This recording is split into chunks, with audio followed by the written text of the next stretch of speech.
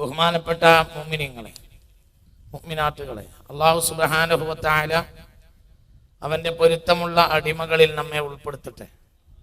അല്ലാഹു സുബ്ഹാനഹു വ തആല ഈ അമൽ ചെറുതാണെങ്കിലും വലുതായി അല്ലാഹു നമ്മിൽ നിന്ന് സ്വീകരിക്കട്ടെ. നമ്മളെ ഉമ്മക്കും ഉപ്പക്കും അല്ലാഹു തആല പുറത്തു കൊടുക്കട്ടെ. നമ്മുടെ ഉസ്താദുമാർക്കും അല്ലാഹു പുറത്തു കൊടുക്കട്ടെ. നമ്മുടെ മുൻഗാമികളായ വഴി നമുക്ക് തുറന്നു തന്ന മുൻഗാമികളായ മുത്തഖീങ്ങളായ സ്വാലിഹീങ്ങൾ, സാദാത്യങ്ങൾ, അവരുടെ എല്ലാം ബർസഖിയായ ജീവിതം അല്ലാഹു സുബ്ഹാനഹു വ തആല നന്നാക്കി കൊടുക്കട്ടെ. എവിടെയും മുസ്ലിം ഉമ്മത്തിന് അല്ലാഹു തആല വിജയം നൽകട്ടെ. വെസ്റ്റ് ബാങ്കിലും ഗാസയിലും ഒക്കെയായി മുസ്ലിമീങ്ങൾ അനുഭവിച്ചു കൊണ്ടിരിക്കുന്ന പ്രയാസങ്ങളെ അല്ലാഹു ഒഴിവാക്കി കൊടുക്കട്ടെ. ജൂഡായിസത്തെ അല്ലാഹു തആല പരാജയപ്പെടുത്തട്ടെ. മുസ്ലിം ഉമ്മത്തിന് അല്ലാഹു സുബ്ഹാനഹു വ തആല ധീരനായ നേതാവിനെ നൽകട്ടെ. മുസ്ലിം ഉമ്മത്തിന് കരുത്ത് കൊടുത്ത് മുസ്ലിം ഉമ്മത്തിന് ആർജവം നൽകുന്ന ഒരു ശക്തമായ നേതൃത്വത്തെ അല്ലാഹു മുസ്ലിം ഉമ്മത്തിന് ആഗോളതലത്തിൽ നൽകട്ടെ. അല്ലാഹു സുബ്ഹാനഹു വ തആല എല്ലാവിധ റാഹത്തും റഹ്മത്തും ഈ പരിശുദ്ധ റമളാനിൽ നമുക്ക് നൽകട്ടെ. നമ്മുടെ ദുആഇനെ അല്ലാഹു കബൂലാക്കട്ടെ. എല്ലാം അല്ലാഹു സ്വീകരിക്കട്ടെ. ഈ സദസ്സിൽ കൂടി എല്ലാവർക്കും അല്ലാഹു തആല ഒരു ബോധം നൽകട്ടെ.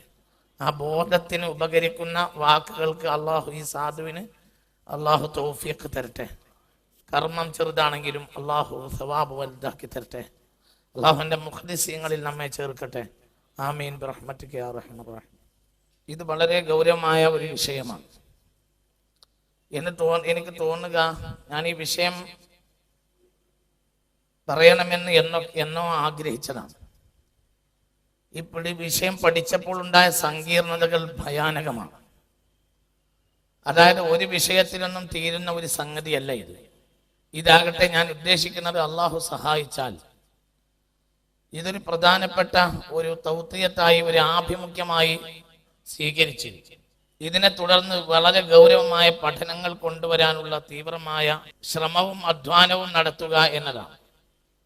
അള്ളാഹു സഹായിക്കട്ടെ. ആഗോളതലത്തിൽ പിശാച് നടത്തിക്കൊണ്ടിരിക്കുന്ന ഒരു ചതിയാണിത്. പിശാച് എന്ന് പറയേണ്ട, ഇബ്ലീസ് എന്ന് തന്നെ പറയാം. ഇബ്ലീസിന്റെ സാന്നിധ്യം നമുക്കിടയിൽ കൂടുതൽ ബോധ്യപ്പെടുകയാണ്. നമ്മൾ പഠിക്കാതിരിക്കുമ്പോഴാണ് ഇബ്ലീസിനെ നമുക്ക് കാണാൻ കഴിയാത്തത്. ഇബ്ലീസിന്റെ സാന്നിധ്യം നമുക്കിടയിൽ എപ്പോഴും ഉണ്ടെന്ന് മനസ്സിലാവുന്നു. ആഗോളതലത്തിൽ ആയിരക്കണക്കായ കൊല്ലങ്ങളായി നടന്നുകൊണ്ടിരിക്കുന്ന ഒരു ചതിയുടെ ഒരു നേരിയ ചുരുൾ അഴിക്കാൻ ശ്രമിക്കുകയാണ്. അതുകൊണ്ട് നിങ്ങൾ വളരെ ഗൗരവമായി ഇരിക്കണം.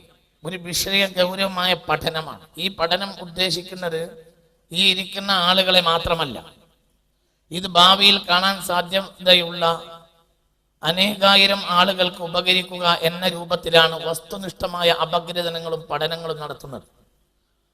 ഒരു വിഷയം അങ്ങനെ നമ്മൾ ഫ്ലൂവൻ്റായ ഒരു പ്രസംഗം മാത്രം നടത്തിയാൽ സദസ്സിനെ അത് കേവലം വികാരം കൊള്ളിപ്പിക്കും. പക്ഷേ ഒരു പ്രശ്നം അതിന് ആധികാരികമായ രേഖയോ തെളിവോ ഉണ്ടാവില്ല.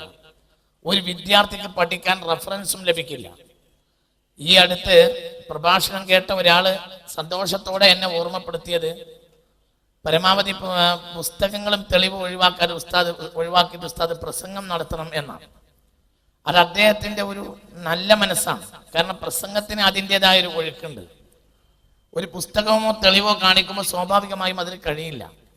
പക്ഷേ ഇവിടെ നിങ്ങളെല്ലാവരോടും ഞാൻ പറയുന്നത്, ഇവിടെ നമ്മുടെ പ്രഭാഷണ കലയുടെ ചാതുര്യം തെളിയിക്കലല്ല ഈ പ്രഭാഷണത്തിന്റെ ലക്ഷ്യം. ഇതിന്റെ 9ാമത്തെ ദിവസമാണ്. ഈ 8 ദിവസവും നമ്മൾ നടത്തിയത് നമ്മുടെ പ്രഭാഷണ കലയുടെ ചാതുര്യം തെളിയിക്കലല്ല. അള്ളാഹിന്റെ സഹായത്താൽ എനിക്ക് കുറച്ചൊക്കെ സംസാരിക്കാൻ കഴിയും എന്ന് കേരളത്തിൽ നിങ്ങളടക്കം ഏകദേശം ആളുകൾക്കൊക്കെ അറിയുന്ന ഒരു സംഗതിയാണ്. അള്ളാഹു തന്നൊരു തൗഫീഖ് ഉണ്ട്. അള്ളാഹു തൗഫീഖ് നിലനിർത്തി തരട്ടെ. അതിന് ഇനി ഒരു തെളിവുണ്ടാക്കേണ്ട ആവശ്യമില്ല. പക്ഷെ ഇവിടെ ആവശ്യം വിഷയം അപഗ്രഥിച്ച് പഠിക്കുന്ന വിദ്യാർത്ഥികൾക്കും ആ വിദ്യാർത്ഥികളിൽ നിന്ന് വിജ്ഞാനത്തിന്റെ മഹാവാതിലുകൾ തുറക്കാൻ സാധ്യതയുള്ള നാളത്തെ പൊതുജനത്തിന് ഇതൊരു വഴികാട്ടിയാവുക എന്നതാണ്. അപ്പോൾ നിങ്ങൾ വളരെ ഗൗരവമായി ഇരിക്കണം. മൊബൈലൊക്കെ ഓഫ് ചെയ്യണം. വളരെ ശ്രദ്ധിക്കണം. ഇത് സംഗതി വളരെ ഗൗരവമാണ്. ഇതൊരു നിസ്സാരപ്പെട്ട സംഗതിയല്ല എന്ന് നിങ്ങൾ ചിന്തിക്കണം. അള്ളാഹു നമ്മെ എല്ലാവരെയും അവന്റെ മുത്തഖീങ്ങളായ ദാസന്മാരിൽ ഉൾപ്പെടുത്തട്ടെ. അള്ളാഹു സുബ്ഹാനഹു വ തആല നമ്മെ സ്വാലിഹീങ്ങളിൽ ചേർക്കട്ടെ. എല്ലാവരും ഈ ഗൗരവമായ വിഷയം മനസ്സിലാക്കണമെന്ന് താഴ്മയോടെ നിങ്ങളെ മുന്നിൽ ഓർമ്മപ്പെടുത്തിക്കൊണ്ട്, മുഅ്മിനീങ്ങളെ, ബഹുമാനപ്പെട്ട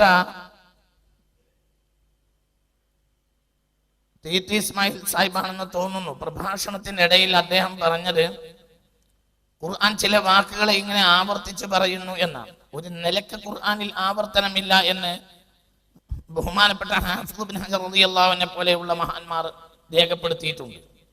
അതായത് നമ്മുടെ കാഴ്ചയിൽ മാത്രമാണ് അതിൻ്റെ ഒരു ആവർത്തനം, അതിൻ്റെ അടിസ്ഥാനത്തിൽ ആവർത്തനം ഇല്ല എന്നാണ്. എന്നാൽ പ്രത്യക്ഷത്തിൽ ആവർത്തനം ഉണ്ടെന്ന് തോന്നുകയും ചെയ്യും. എന്നാൽ ഈ ആവർത്തനത്തെ തന്നെ ഈ വിഷയം നമ്മെ ബോധ്യപ്പെടുത്തുന്നതിന് പിന്നിൽ അദ്ദേഹം പറഞ്ഞ ഉദാഹരണം കൊണ്ട് തന്നെ ഞാൻ പറയാം. ഇബ്ലീസിന്റെ കഥയെ ഓർമ്മപ്പെടുത്തുന്നതിന്റെ പിന്നിൽ ഭയങ്കരം ഒരു സംഗതി ഒളിഞ്ഞു കിടക്കുന്നുണ്ട്. അത് തമാശയുടെ സംഗതിയല്ല. ഖുർആനിൽ തൗഹീദിന്റെ അടിസ്ഥാന സൂറത്താണല്ലോ സൂറത്തുൽ തൗഹീദ്, സൂറത്തുൽ ഇഖ്ലാസ്. അതൊരു സാധാരണ സംഗതിയായി നമുക്ക് തോന്നും, പക്ഷെ പഠിച്ചു നോക്കുമ്പോൾ അത് ഭയങ്കര സൂറത്താണ്.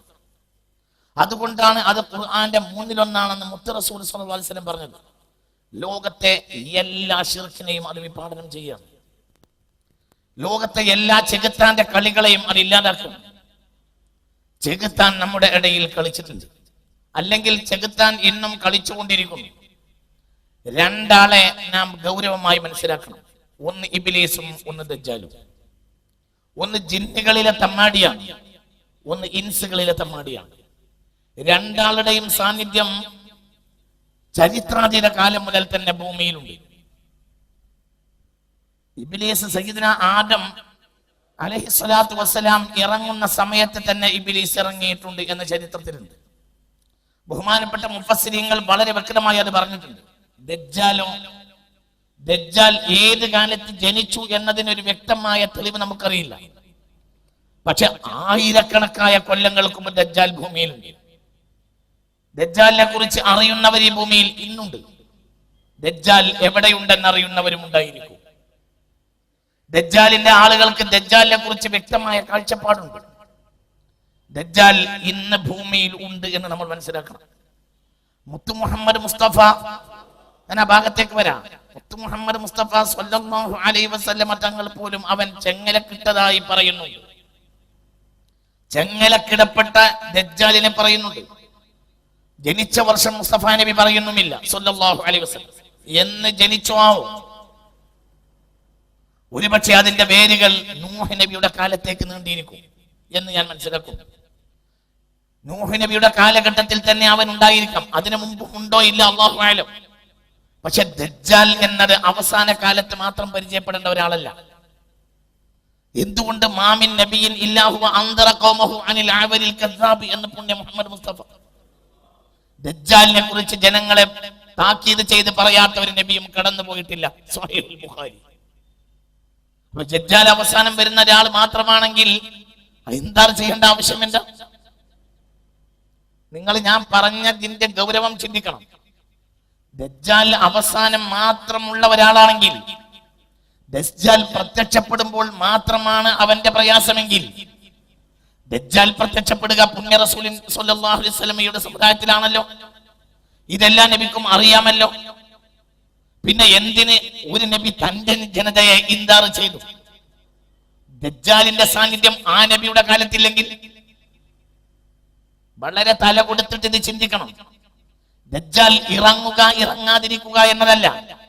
ദജ്ജാൽ ഇറങ്ങിയില്ലെങ്കിലും അവന്റെ സ്വാധീനം ഉണ്ടാകും. ഇറങ്ങുമ്പോൾ ഭയാനകമായ സന്ദർഭം ഉണ്ടാകും.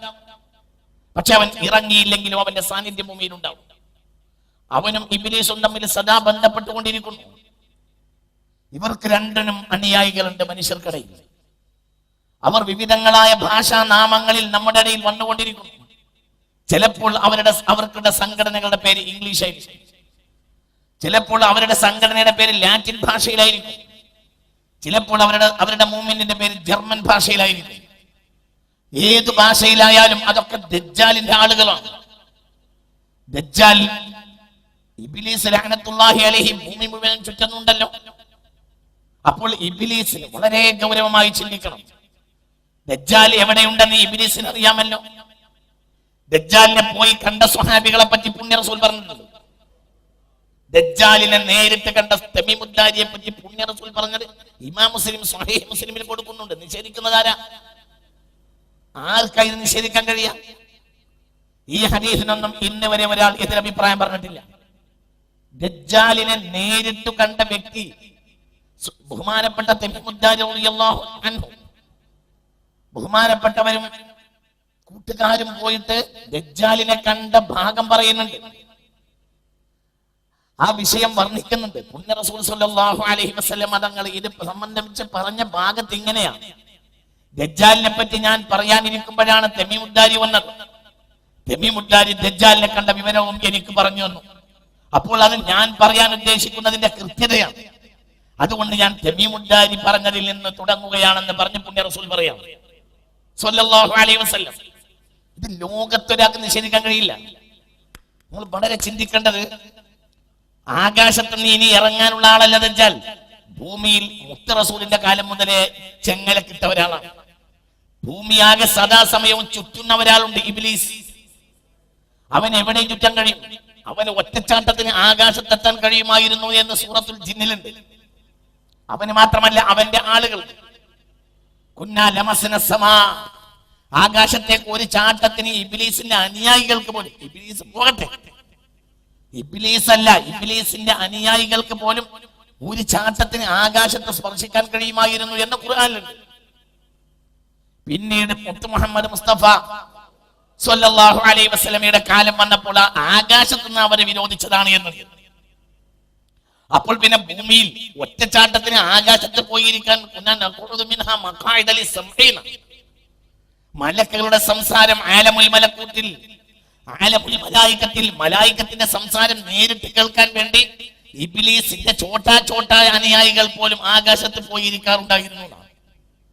അങ്ങനെ ഇരിക്കുന്നുണ്ടെങ്കിൽ പിന്നെ അവർക്ക് ഭൂമിയിൽ ഓടിക്കളിക്കാൻ എന്ത് ബുദ്ധിമുട്ടാണുള്ളത്?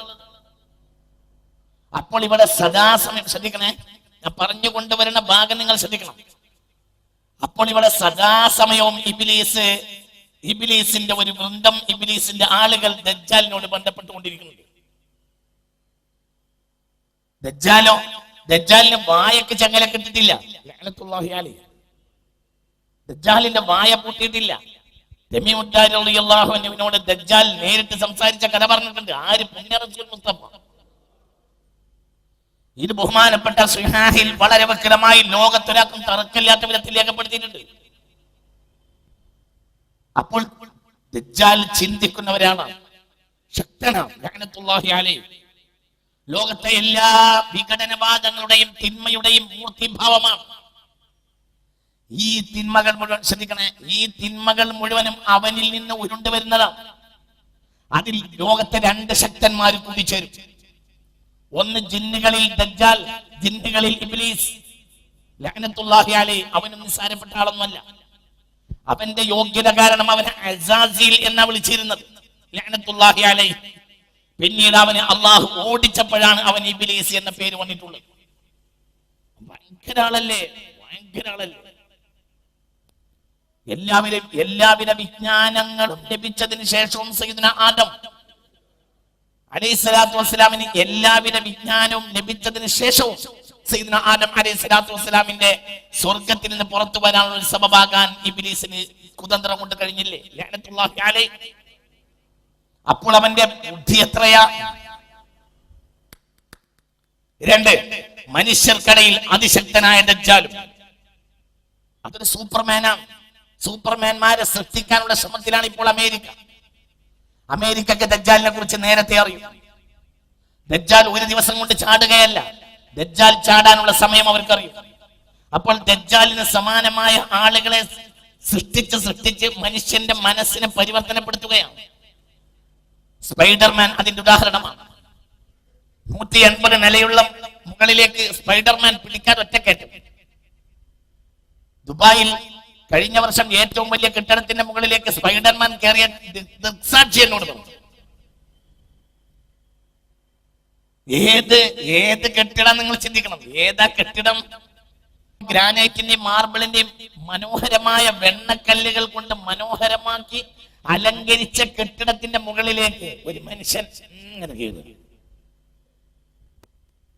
ഇത് കഥയല്ല, ഇത് യാഥാർത്ഥ്യമാണ്. ആരാ ഇതിന്റെ പിന്നിൽ ജൂഡായിസം. അങ്ങനെയുള്ള ആളുകളെ സൃഷ്ടിക്കുന്ന ഒരു തത്രപ്പാട് പണി ഇവിടെ പിന്നിൽ നടന്നുകൊണ്ടിരിക്കുന്നു. വളരെ നമ്മൾ ചിന്തിക്കണം. വളരെ വ്യക്തമായ ചതി നടന്നുകൊണ്ടിരിക്കുന്നു. നമ്മളെ മസ്തിഷ്കങ്ങളെ പൂർണ്ണമായി അവർ ബ്രെയിൻ വാഷ് ചെയ്തുകൊണ്ടിരിക്കുന്നു. നമ്മളെ കുട്ടികൾ ആ പരുവത്തിലും വിധത്തിലുമായിരിക്കുന്നു. ഇന്ന് നമ്മുടെ നാട്ടിൽ അരങ്ങേറിക്കൊണ്ടിരിക്കുന്ന വിനോദങ്ങൾ, ആഗോളവൽക്കരണം നൽകപ്പെട്ട ചില വിനോദങ്ങൾ, ആ വിനോദങ്ങളിൽ നമ്മളെ കുട്ടികൾ അകപ്പെട്ടതിന്റെ പിന്നിൽ പോലും, ഇന്നത്തെ നമ്മുടെ ഫുട്ബോളിന്റെ പിന്നിൽ പോലും, അതിന്റെ ജ്വരത്തിന്റെ പിന്നിൽ പോലും സത്യത്തിൽ ജൂഡായിസത്തിന്റെ കൈയുണ്ടെന്ന് മനസ്സിലാക്കണം. ആരാ? FIFA, federation of international football association. അത് മുഴുവനും ജൂതന്മാരെ കയ്യിലാണ്. ആരതിന്റെ പിന്നിൽ കളിക്കുന്നത്? ജൂതന്മാർ അല്ലാതാരാ? വളരെ ഗൗരവമായി ചിന്തിക്കണം. എല്ലാ നിലയിലും ചതി നടക്കുന്നുണ്ട്. അതുകൊണ്ട് നമ്മൾ ബുദ്ധിയില്ലാത്തവരായി പോകരുത്. അല്ലാഹു സുബ്ഹാനഹു വ തആല നമുക്ക് വ്യക്തമായ അറിവ് നൽകിയിട്ടുണ്ട്. ആ അറിവ് വെച്ച് പുണ്യ മുഹമ്മദ് മുസ്തഫ സ്വല്ലല്ലാഹു അലൈഹി വസല്ലം തങ്ങൾ നൽകിയ സന്ദേശത്തെ നമ്മൾ തിരിച്ചറിയണം, എന്ന് നമ്മൾ കൂട്ടിയിട്ട് പഠിക്കണം. പണ്ഡിത വിദ്യാർത്ഥികൾ അവരുടെ സമയം ഇത്തരം കാര്യങ്ങളിൽ വിനിയോഗിക്കണം. ഇനി അതാണ് ആവശ്യം. ദജ്ജാലിനെ കുറിച്ച് മനുഷ്യർ അശ്രദ്ധരാകുമ്പോൾ അവൻ പുറപ്പെടുമെന്ന് പുണ്യ മുഹമ്മദ് മുസ്തഫ അങ്ങനെ പറഞ്ഞു. ദജ്ജാലിനെ കുറിച്ച് മനുഷ്യർ അശ്രദ്ധരാകുമ്പോൾ അവൻ ഇറങ്ങി വരും. ദജ്ജാലിന്റെ സാന്നിധ്യം ഏത് കാലത്തുമുണ്ട്. മാ മിൻ നബിയ്യിൻ ഇല്ലാ ഹുവ അൻദറ ഖൗമഹു അനിൽ അഅ്വരിൽ കദ്ദാബ്. ഈ കള്ളനും നീചനുമായ ഈ അയാഥാർത്ഥ്യത്തിന്റെയും ഈ ബാത്തിലിന്റെയും ബക്രാവിനെ പറ്റി പറയാത്ത, തന്റെ ജനതയെ പേടിപ്പിച്ചു പറയാത്ത ഒരു നബിയും ഇല്ല. അപ്പോൾ ആ നബിയുടെ കാലത്തും ദജ്ജാൽ കുഴപ്പമുണ്ടാക്കിയിട്ടുണ്ടോ? ഇറങ്ങിയിട്ടില്ല എന്നേ കുഴപ്പമുണ്ടാക്കില്ല. ഇറങ്ങൽ വേറെ, കുഴപ്പമുണ്ടാക്കൽ വേറെ. കുഴപ്പമുണ്ടാക്കാൻ ഇറങ്ങണമെന്നില്ലല്ലോ, അങ്ങനെ വേണ്ടല്ലോ. ഏറ്റവും വലിയ കുറ്റവാളികൾ പിടിക്കപ്പെട്ടാൽ അവർ നേരെ ജയിലിൽ കിടക്കും. പക്ഷെ അവര് മെസ്സേജ് വഴി അവരുടെ അനുയായികളെ കൊണ്ട് നാട്ടിൽ കുഴപ്പമുണ്ടാക്കി. അതുകൊണ്ടാണല്ലോ ജയിലിൽ കയറുമ്പോൾ മൊബൈൽ പിടിച്ചു വാങ്ങുന്നത്.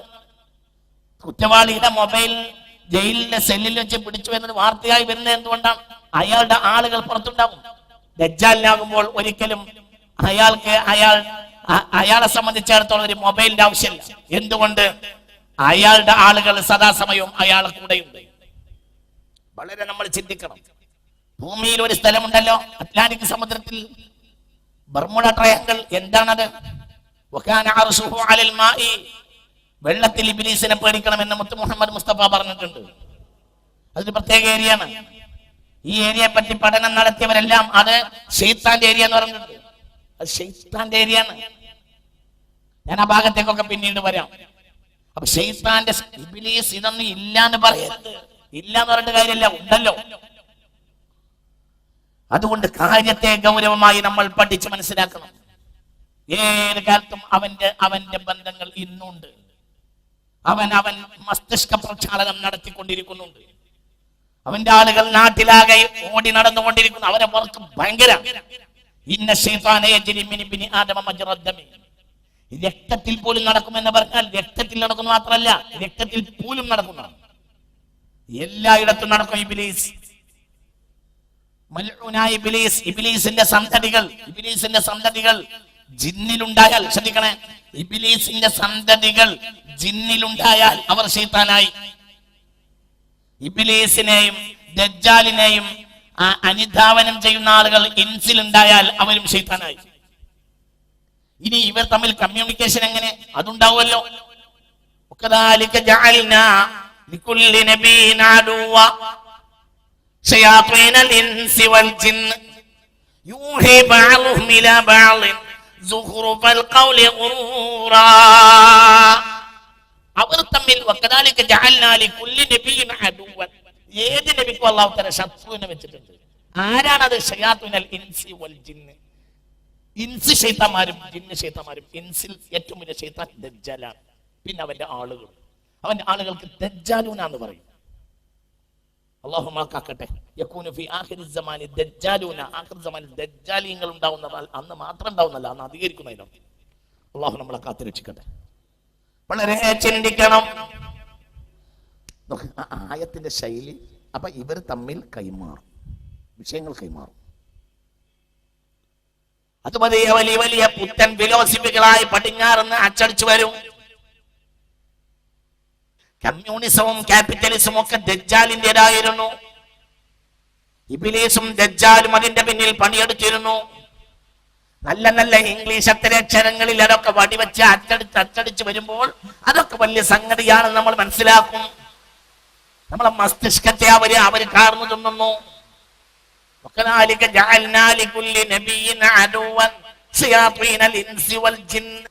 എന്നിട്ട് പറഞ്ഞെന്താ?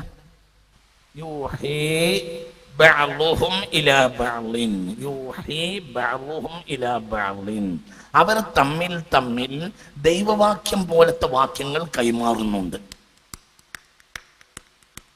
അവർ തമ്മിൽ പറയുന്നുണ്ട് എന്നല്ല. യൂഹി, വഹി എന്ന വാക്കാണ് അതിനു വേണ്ടി അള്ളാഹു ഉപയോഗിച്ചത്. യൂഹി ബഅ്ളുഹും ഇലാ ബഅ്ളിൻ. ഈ യൂഹി എന്ന് പറഞ്ഞാൽ എന്താണെന്നറിയോ? യൂഹി, വഹിന്റെ പ്രത്യേകത എന്താ? കിട്ടുമ്പോഴത്തിന് മനഃപ്പാടമാക്കി പോകണം, കിട്ടുമ്പോഴത്തിന് എഴുതി വെക്കും. അത്രയും പ്രധാനപ്പെട്ടതാണ് വഹി. എന്നതുപോലെ അവർ തമ്മിൽ വഹി പോലത്തെ വാക്കുകൾ പറയുന്നുണ്ട്. ആരോട്? ഇൻസ് ശൈത്താൻ, ജിന്ന് ശൈത്താൻ ഇൻസ് ശൈത്താനോട് പറയും. ഇൻസ് ശൈത്താൻ ജിന്ന് ശൈത്താനോട് പറയും. ബഅ്ളുഹും ലിബഅ്ളിൻ യൂഹി ബഅ്ളുഹും ഇലാ ബഅ്ളിൻ സുഖ്റുഫൽ ഖൗലി ഗുറൂറാ. ചതിക്കാൻ വേണ്ടി തമ്മിൽ അവര് വഹി പോലത്തെ വാക്ക് പറയും. ഇൻസ് ശൈത്താനോട് പറയും, ജിന്ന് ശൈത്താനോട് പറയും. ഇൻസ് ശൈത്താൻ ജിന്നിനോട് പറയും, ജിന്ന് ശൈത്താൻ ഇൻസിനോട് പറയും. ജിന്നുണ്ടാക്കിയ പദ്ധതികൾ ഇൻസ് ആവിഷ്കരിക്കും, നടപ്പിലാക്കും. ചിന്തിക്ക് മൂടി നോക്ക്.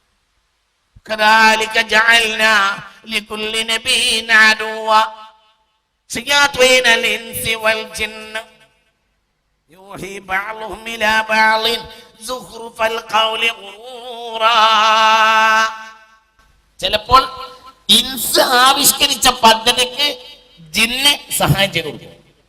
ജിന്നിന് ഭയങ്കര, ജിന്നിനെ പഠിക്കേണ്ട ആവശ്യമില്ല. ഫലസ്തീനിൽ നിന്ന് സബയിലേക്ക് 2200 കിലോമീറ്ററാണ്. അത് എണീക്കുമ്പോഴത്തിന് കൊണ്ടുവരാം എന്ന് ജിന്ന് പറഞ്ഞു. പഠിക്കേണ്ട ആവശ്യമില്ല, ജിന്നിന് ഭയങ്കര കരുത്താ. ഈ ചിലപ്പോൾ ഇൻസിന് വേണ്ട സഹായം ജിന്ന് ചെയ്തു കൊടുക്കും.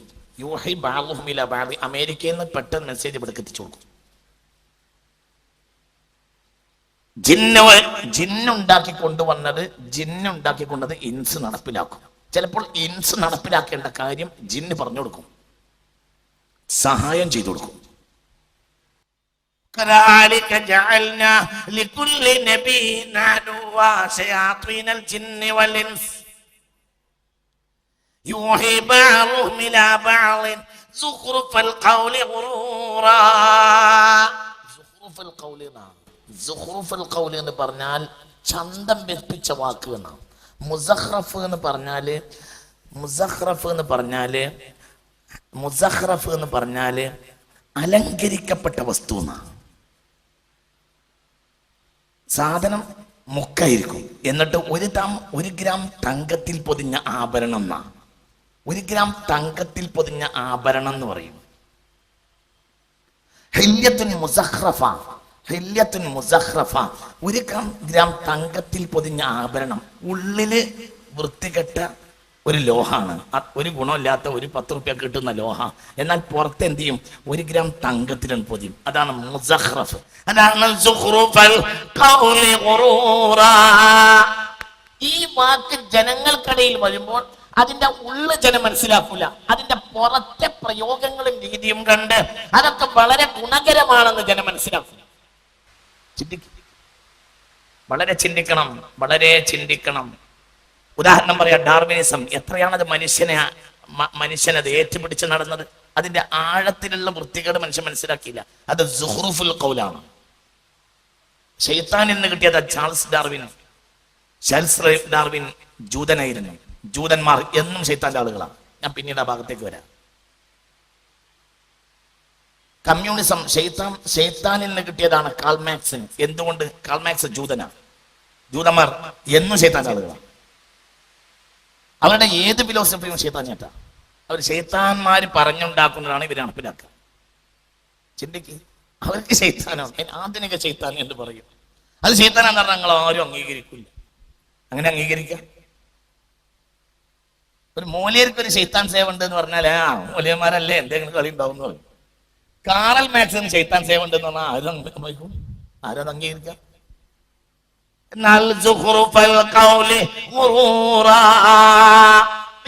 ആയിരക്കണക്കായ കൊല്ലങ്ങളായി ഇതൊരു ഒരു കമ്മ്യൂണിസത്തിലോ ക്യാപിറ്റലിസത്തിലോ അല്ലെങ്കിൽ ഡാർവിനിസത്തിലോ മാത്രം ഒതുങ്ങിയ ഒരു പ്രക്രിയയല്ല. ഇത് ആയിരക്കണക്കായ കൊല്ലങ്ങളായി നടന്നുകൊണ്ടിരിക്കുന്ന ഒരു ചതിയുടെ ഭാഗമാണ്. നമ്മൾ ചിന്തിക്കണം. അള്ളാഹു നമ്മളെ കാത്തുരക്ഷിക്കട്ടെ. ഞാൻ ഒന്നാമതായി വിഷയത്തിലേക്ക് കിടക്കുന്നതിന് മുമ്പ് ഇതിന് രക്ഷപ്പെടുന്ന കൂട്ടരെ പറഞ്ഞുതരാം. ചതിയും പറയാ, ചതിയെന്ന് രക്ഷയും പറയാം. സൂറത്തുൽ ഹിജ്റിന്റെ 29 മുതൽ 42 വരെ ആ ഭാഗം വീട്ടിലൊക്കെ പോയിട്ടൊന്ന് എടുത്തു നോക്കിക്കോളൂ. ശൈത്താന്റെ ചതി എന്നും നടക്കും. രക്ഷപ്പെടാൻ ഒറ്റ വഴി പറഞ്ഞിട്ടുള്ളൂ. ഒറ്റ വഴിയുള്ളൂ, ഒരു വഴി, ഒറ്റ വഴി. സൂറത്തുൽ ഹിജ്റിന്റെ 29 മുതൽ 42 വരെ ശൈത്താന്റെ ചതി ഏത് കാലത്ത് നടക്കും? രക്ഷപ്പെടാൻ ഒറ്റ വഴിയുള്ളൂ.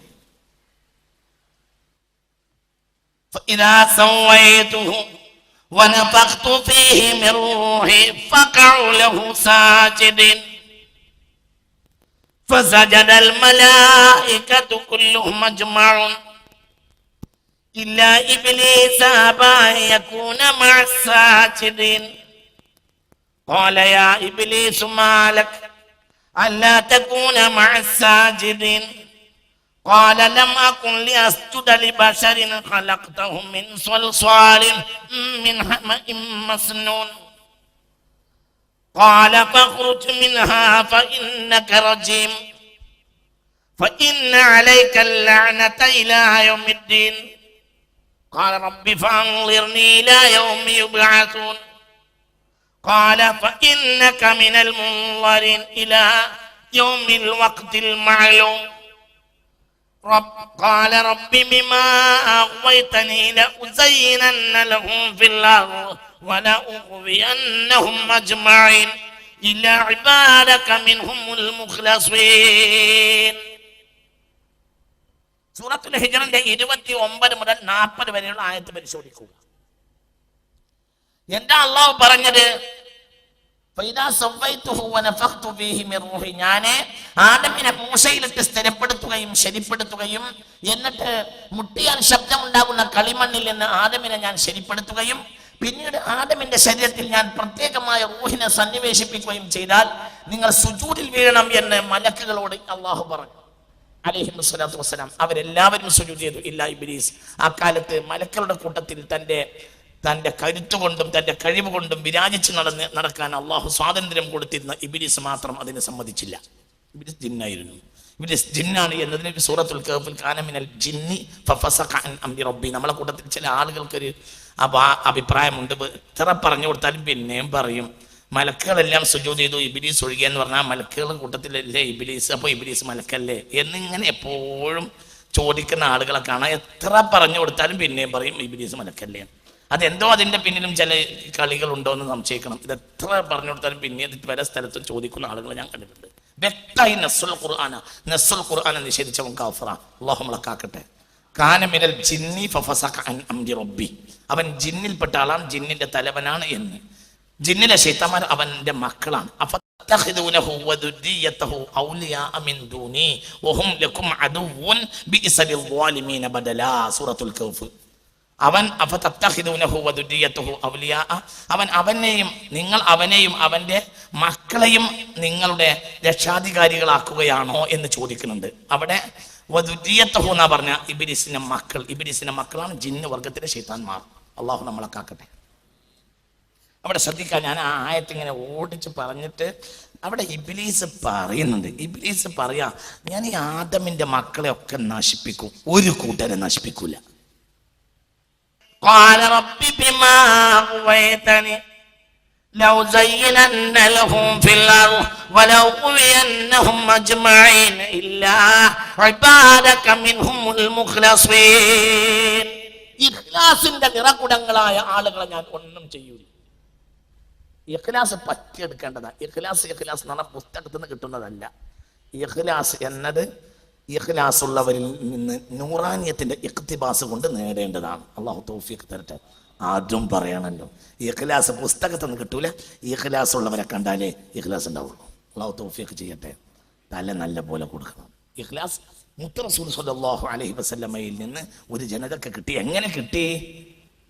അവർ റസൂലുള്ളാഹിനെ കണ്ടപ്പോഴത്തേനും അവർക്ക് ഇഖ്ലാസ് ഉണ്ടായി. ഈമാനോട് റസൂലുള്ളാഹിനെ കണ്ടപ്പോഴത്തേനും അവർക്ക് ഇഖ്ലാസ് ഉണ്ടായി. അവരൊരിക്കലും നീതി അല്ലാത്തത് ചെയ്യൂല എന്ന് പുണ്യ മുഹമ്മദ് മുസ്തഫ സ്വല്ലല്ലാഹു അലൈഹി വസല്ലം. അബദ്ധം പറഞ്ഞപ്പോഴത്തേനും അവർ അള്ളാഹുവിലേക്ക് മടങ്ങിയിട്ടുണ്ട് എന്ന് പുണ്യ മുഹമ്മദ് മുസ്തഫയുടെ കാലത്ത് എത്ര സത്യസാക്ഷ്യങ്ങളാണ്. അബദ്ധം പണങ്ങുമ്പോഴത്തേനും അവർ മാറിപ്പോകും, അള്ളാഹുവിലേക്ക് മടങ്ങും. എന്തുകൊണ്ട്? അവർ മുത്ത് റസൂലിന്റെ നൂറിനെ പകർത്തിയവരാ. അള്ളാഹു തൗഫീഖ് തരട്ടെ. നിങ്ങൾ വളരെ ഗൗരവമായി ചിന്തിക്കണം. കറസ്പോണ്ടൻസ് കോഴ്സിലൊന്നും ഇഖ്ലാസ് ഉണ്ടാവില്ല. ഇഖ്ലാസ് ഉള്ളവരിൽ നിന്ന് പറ്റിയെടുക്കണം. ഇഖ്തിബാസാണ്. അത് അവരുടെ നൂറിൽ നിന്ന് സ്വീകരിക്കണം. അള്ളാഹു നമ്മെ അനുഗ്രഹിക്കട്ടെ. ഏതായാലും ഇബ്ലീസ് ഒരു കാര്യം പറഞ്ഞിട്ടുണ്ട്, ഇല്ലാ ഇബാദക മിൻഹുൽ മുഖ്ലസീൻ. നിന്റെ മുഖ്ലസീങ്ങളായ നിഷ്കളങ്കരായ അടിമകളെ, ദാസന്മാരെ ഞാനൊന്നും ചെയ്യുകയില്ല, ബാക്കിയുള്ളവരെ മുഴുവനും ഞാൻ നശിപ്പിക്കും എന്ന് അള്ളാഹുവോട് ഇബ്ലീസ്, മൽഊന ഇബ്ലീസ് ലഅനത്തുല്ലാഹി അലൈഹി പറഞ്ഞു.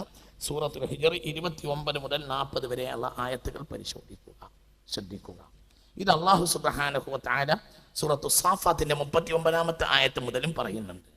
വമാ തുജ്സൗന ഇല്ലാ മാ കുൻതും തഅമലൂൻ ഇല്ലാ ഇബാദല്ലാഹിൽ മുഖ്ലസീൻ ഉലൈക ലഹും റിസ്ഖും മഅലൂം فواكه وهم مكرمون في جنات النعيم على سرر متقابلين اللهم اجعلنا منهم اللهم اجعلنا منهم اللهم اجعلنا منهم اللهم اجعلنا منهم اللهم اجعلنا منهم آمين برحمتك يا ارحم الراحمين. കൂട്ടത്തിൽ ഞാൻ വിട്ടുപോകുന്നു വിചാരിച്ചിട്ട് നേരത്തെ ഒന്ന് ഓർമ്മപ്പെട്ട് പറയാണ്, ആഖിർ സമാനിൽ ഇഖ്ലാസ് കുറയുമെന്ന് പുണ്യ റസൂൽ പറഞ്ഞിട്ടുണ്ട്. എന്തുകൊണ്ട്? യക്സുറുൽ വജ്ഹൈനി, മിക്കവാറും ആളുകൾക്ക് രണ്ട് മുഖമാണ് ഉണ്ടാവുക എന്ന് റസൂൽ പറഞ്ഞിട്ടുണ്ട്. യക്സുറു നിഫാഖു, കാപട്യം അധികരിക്കുമെന്ന് പുണ്യ റസൂൽ പറഞ്ഞിട്ടുണ്ട്. രണ്ട് മുഖം എന്ന് പറഞ്ഞാൽ ഒരു മുഖത്ത് ഒരു വേദിയിൽ ഒരു മുഖവും കൊണ്ട് ചെല്ലും, മറ്റൊരു വേദിയിൽ വേറൊരു മുഖവും കൊണ്ട് ചെല്ലും എന്ന് പുണ്യ റസൂൽ പറഞ്ഞിട്ടുണ്ട്. അന്ന് കസറത്ത് നിഫാഖിനായിരിക്കും ഫയഖ്തഫിൽ മുഅ്മിനു ഫീഹിം കൽ മുനാഫിഖി ഫീകും എന്ന് റസൂൽ പറഞ്ഞിട്ടുണ്ട് സ്വല്ലല്ലാഹു അലൈഹി വസല്ലം. ഇന്ന് മുനാഫിഖീങ്ങൾ ഒളിഞ്ഞു നടക്കും പോലെയായിരിക്കും അന്ന് മുഅ്മിനീങ്ങൾ ഒളിഞ്ഞു നടക്കുക എന്ന് പുണ്യ റസൂൽ പറഞ്ഞിട്ടുണ്ട് സ്വല്ലല്ലാഹു അലൈഹി വസല്ലം. ആഖിർ സമാനിൽ നിഫാഖ് വർദ്ധിക്കും, ഈമാൻ കുറയും, മുഖ്ലിസീങ്ങൾ കുറയും. ഇഖ്ലാസ് എന്ന് പറഞ്ഞാൽ ബേസ, 4 കാര്യം ബേസ് ആണെന്ന് സൂറത്തുൽ ബയ്യിനയിലുണ്ട്. വമാ ഉമിറു وما أمروا إلا ليعبدوا الله مخلصين له الدين حنفاء ويقيموا الصلاة ويؤتوا الزكاة وذلك دين القيمة. അപ്പോൾ അംർ തന്നെ അൽ ഇഖ്ലാസ് ബിൽ ഇബാദ, ഇഖ്ലാസാണ് മഅ്മൂറന്നെ. വെറുതെ ഇബാദത്ത് അല്ലാഹു തആല കൽപ്പിച്ചിട്ടില്ല. വമാ ഉമിറു ഇല്ലാ ലിയഅബ്ദുല്ലാഹ മുഖ്ലിസീൻ, ഇബാദത്ത് ചെയ്യുന്നവന്റെ ഹാല് വിശദീകരിച്ചതാണ് മുഖ്ലിസീൻ. വമാ ഉമിറു ഇല്ലാ ലിയഅബ്ദുല്ലാഹ മുഖ്ലിസീൻ. അല്ലാഹു ആ മുഖ്ലിസീങ്ങളിൽ നമ്മളെ പെടുത്തട്ടെ. ആഖിർ സമാനിൽ ഇബ്ലീസിന്റെ ആളുകൾ കൂടും. കാരണം ഇഖ്ലാസ് ഉണ്ടാകുമ്പോൾ മാത്രമേ ഇബ്ലീസിന് കയറാതിരിക്കാൻ കഴിയുള്ളൂ. മറ്റേത് രംഗത്ത് ഇബ്ലീസ് കയറും. അല്ലാഹു നമ്മളെ കാക്കട്ടെ. മനസ്സ് തുറന്ന് പറയും, അള്ളാഹു നമ്മളെ കാക്കട്ടെ. ഭയങ്കര പണിയാ. അപ്പോൾ നമ്മളെ പറ്റി ആലോചിക്കുക. ഇനി പിന്നെ ഒരാൾക്ക് ചിന്തിക്കാം, എനിക്ക് ഇഖ്ലാസ് കുറവാണല്ലോ. പിന്നെന്താ? പിന്നെ പരിഹാരം ഇഖ്ലാസ് ഉള്ളവരിൽ നിന്ന് ഇഖ്ലാസ് അവരോട് സഹവസിച്ച് ഇഖ്ലാസ് നേടണം. എത്രയോ മുനാഫിഖ്യങ്ങൾ പിന്നീട് മുഅ്മിനായി മാറിയിട്ടുണ്ട് റസൂലുള്ളാഹിയുടെ കാലത്ത് തന്നെ സ്വല്ലല്ലാഹു അലൈഹി വസല്ലം. എല്ലാ മുനാഫിഖായി മരിച്ചിട്ടില്ല. പിന്നെ അവരും ആദ്യം മുനാഫിഖായി തുടങ്ങി, പിന്നെ മുഖ്ലിസീങ്ങളായി മുഅ്മിനീങ്ങളായി മരിച്ച എത്രയോ മുഅ്മിനീങ്ങളുണ്ട്. അങ്ങനെ ഉണ്ടായിട്ടുണ്ട്. അപ്പോൾ നമ്മൾ വളരെ ചിന്തിക്കണം. ഈ വിഭാഗത്തിൽ പെടല്ലാതെ ഈ വിഷയത്തിൽ ഒരു പരിഹാരമില്ല. ശ്രദ്ധിക്കുക. ഞാൻ 2 കാര്യം നിങ്ങളോട് പറഞ്ഞ് ഇബ്ലീസിന്റെയും ദജ്ജാലിന്റെയും കളി ഏത് കാലത്തും നടന്നുകൊണ്ടിരിക്കുന്നു. അതിൽ നിന്ന് രക്ഷപ്പെടാൻ ഒരൊറ്റ വഴിയേ ഉള്ളൂ. രണ്ട് വർഗമാണല്ലോ, രണ്ട് വർഗത്തിന് തിന്മയുടെ രണ്ട് നേതൃത്വം, രണ്ട് വർഗം, ഇൻസ് ജിന്ന്. ഇൻസിൽ തിന്മയുടെ നേതൃത്വം ദജ്ജാലിന്, ജിന്നിൽ തിന്മയുടെ നേതൃത്വം ഇബ്ലീസിന്. അവർ തമ്മിൽ ഭയങ്കര ലിങ്കുമാണ്. ഒരാൾ ഏറ്റവും ആദ്യം വന്നു, ഒരാൾ ഏറ്റവും അവസാനം വരുന്നു. ഒരാൾ സ്റ്റാർട്ടിംഗ് പോയിന്റ് മുതൽ ഫിനിഷിംഗ് പോയിന്റിലുണ്ട്. ഒരാളുടെ സങ്കല്പം അല്ലെങ്കിൽ അയാൾ ആളുകൾക്ക് സാന്നിധ്യം പ്രത്യക്ഷത്തിൽ അപ്രത്യക്ഷത്തിൽ ഇല്ലെങ്കിലും അയാളുടെ ബന്ധത്തിലുള്ള സാന്നിധ്യം തുടക്കം മുതലേ ഉണ്ട്. ഒരാൾ ശരീരം കൊണ്ട് തന്നെ തുടക്കം മുതലേ ഉണ്ട്, ഒരാൾ സാന്നിധ്യം കൊണ്ട് ഉണ്ട്, ശരീരം കൊണ്ട് കൂടെ അല്ലെങ്കിലും എന്നുള്ളവർക്കും ഉണ്ട്. അപ്പോൾ ഒരാൾ സ്റ്റാർട്ടിംഗ് പോയിന്റിൽ, ഒരാൾ ഫിനിഷിംഗ് പോയിന്റിൽ, രണ്ടാളും ഫിനിഷിംഗ് പോയിന്റിൽ യോജിക്കും. അതാണ് ഇബ്ലീസും ദജ്ജാലും. വേറെ ഒന്നുമല്ല, ഇത് രണ്ട് ലോകത്തെ തമ്മാടികളെ നേതാക്കളാണ്. ഒന്ന് ഇബ്ലീസും ഒന്ന് ദജ്ജാലും. അവർ എല്ലാ നബിമാരും രണ്ടാളെ പറ്റിയും പറഞ്ഞു. ഒന്ന് ഇബ്ലീസിനെയും പറ്റി പറഞ്ഞു, ഒന്ന് ദജ്ജാലിനെയും പറ്റി പറഞ്ഞു. അവർ രണ്ടാളെ സാന്നിധ്യം ഏത് കാലത്തുണ്ടായിരുന്നു. അള്ളാഹു നമ്മളെ കാക്കട്ടെ. ഏതോ കാലത്ത് നമ്മൾ വിചാരിക്കും ദജ്ജാൽ വരുന്നതിന് മുമ്പ് നമ്മൾ മരിച്ചു പോയാൽ മതിയായിരുന്നു. അവൻ ഇപ്പോഴും ഉണ്ട്, അവൻ്റെ സാന്നിധ്യം ഇപ്പോഴും ഉണ്ട്. അവൻ്റെ എല്ലാ കളികളും ഇപ്പോഴും നടന്നുകൊണ്ടിരിക്കുന്നുണ്ട്. നമ്മൾ മരിച്ചു പോയിട്ട് ഈ കൂട്ടത്തിൽപ്പെട്ട് മരിച്ചു പോയാൽ നമ്മളെ കഥ കഴിയും. അള്ളാഹു നമ്മളെ കാത്തു രക്ഷിക്കട്ടെ. വളരെ ചിന്തിക്കണം.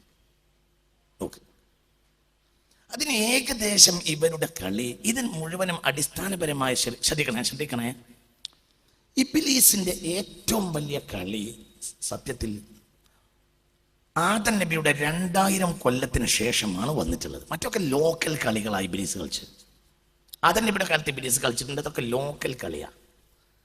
അതെന്താ, അത് ചെറിയ ഒരു പരിപാടി നടത്തി, പിന്നെ ഹാബീലിനെയും കാബീലിനെയും തമ്മിൽ പിണക്കി, എന്നിട്ട് ഹാബീൽ എന്നവരെ കൊലപ്പെടുത്തി. ഇത് ഇങ്ങനെയുള്ള ചില കളികളൊക്കെ ഇബ്ലീസ് കളിച്ചിട്ടുണ്ട്. അതൊക്കെ സത്യം പറഞ്ഞാൽ പിന്നീട് ഇബ്ലീസ് ചെയ്തതിലേക്ക് നോക്കിയാൽ ചെറിയ കളിയാണ്. ഇബ്ലീസിന്റെ ആദ്യത്തെ കളി നടക്കുന്നത് ആദം നബിക്ക് 2000 വർഷത്തിന് ശേഷമാണെന്നാണ് പ്രധാനപക്ഷം. അപ്പോഴാണ് അല്ലാഹു ആദ്യത്തെ റസൂലിനെ നിയോഗിച്ചത്. ആദ്യത്തെ റസൂൽ ഇബ്ലീസിന്റെ ഏറ്റവും വലിയ കളിക്കെതിരെ വന്ന റസൂലാണ്. അത് സയ്യിദുന നൂഹാണ് അലൈഹിസ്സലാം. ഉറക്കപ്പറ സയ്യിദുന നൂഹ്. ഇബ്ലീസിന്റെ തല്ലുണ്ടാക്കുക, ഇതൊക്കെ ഇബ്ലീസിന്റെ നിസ്സാര കാര്യമാണ്. ഇബ്ലീസിന്റെ ഏറ്റവും വലിയ കളി ശിർക്കാണ്, വസനിയത്ത്, ബിംബാരാധന. വളരെ ചിന്തിക്കണം. ഇബ്ലീസിന്റെ ഏറ്റവും വലിയ കളി ശിർക്കാണ്. ഇബ്ലീസിന് അതിന് ഏറ്റവും വലിയ സഹായം ഇബ്ലീസിന്റെ ഗൂഢതന്ത്രങ്ങളാണ്. ഇബ്ലീസിന്റെ ഗൂഢതന്ത്രമാണ് 2ാം പോയിന്റ്, സിഹർ. അത് കഴിഞ്ഞിട്ടാണ് ഖത്ലുൻ നഫ്സ് പോലും പറഞ്ഞത്. സുബഹിന് മുമ്പ് ഖത്ൽ എണ്ണി നോക്കി ചിന്തിക്ക്. 7 വൻദോഷങ്ങൾ എണ്ണി, 7 വൻദോഷം എണ്ണി. അശ്ശിർക്കു ബില്ലാഹ് ഉടനെ പറഞ്ഞു സിഹർ. 3 പറഞ്ഞു ഖത്ലുൻ നഫ്സില്ലതി ഹറമല്ലാഹു ഇല്ലാ ബിൽ ഹഖ് വഅക്ലു റിബാ വഅക്ലു മാലിൽ യതീം വതവല്ലി യൗമസ്സഹ് വഖൽഫുൽ മുഹ്സനാത്തിൽ മുഅ്മിനാത്തിൽ ഗാഫിലാത്ത്. ഇതൊക്കെ ഇബ്ലീസിന്റെ കളിയാണ്. ഈ 7 ഇബ്ലീസിന്റെ കളിയാണ്. അതിന് ഏറ്റവും വലിയ കളി ശിർക്കാണ്. ശിർക്ക് ആദ്യമായി ഉടലെടുത്തത് ഇറാഖിലാണ്. ബിംബാരാധനയെ പോലെ ഇബ്ലീസിനെ സഹായിക്കുന്ന ഘടകം ഇല്ല. ബിംബാരാധന നശിപ്പിക്കാൻ വേണ്ടിയാണ് അമ്പിയാക്കൾ വന്നത്. പക്ഷെ എന്തുണ്ടായി? എല്ലാ നബിമാരെ ജനതയെയും ഇബ്ലീസ് ബിംബാരാധനയിലേക്ക് മടക്കി. എന്ന് ബിംബാരാധനയുണ്ടോ അന്നൊക്കെ ഇബ്ലീസിന്റെ സാന്നിധ്യം ഉണ്ടോ? വളരെ ചിന്തിക്കണം. ബിംബാരാധനയേക്കാൾ വലിയ ഒരു സംഗതിയില്ല, വലിയ ഒരു തെറ്റില്ല. ഇബ്ലീസിന് ബിംബാരാധനയേക്കാൾ വലിയ ഒരു സഹായവും ഇല്ല. ആദ്യത്തെ ബിംബാരാധന ആരംഭിക്കുന്നത് ഇറാഖിലാണ്.